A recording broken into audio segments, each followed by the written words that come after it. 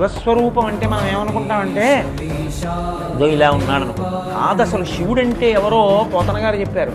అగ్నిముఖంబు పరాపరాత్మకమాత్మ కాలంబు గతి రత్నగర్భ పదము శ్వసనంబు నీ యూర్పు రసన జలీషుండు దిశలు కర్ణంబులు దివము నాభి సూర్యుండు కందులు శుక్లంబు సలిలంబు జఠరంబు జలతులు చదలు శరము సర్వౌషధులు రోమచయ్యము శల్యంబు లద్రులు మానసమృతకరుణ్ణి ఛందములు ధాతువులు కర్మసమితి హృదయము హాస్య పంచకం ఉపనిషదాహ్వయంబు అయిన నీరూపు సదసత్వమై శివాఖ్యై స్వయం జ్యోతి అయి ఒప్పు ఆజ్యమగుచు.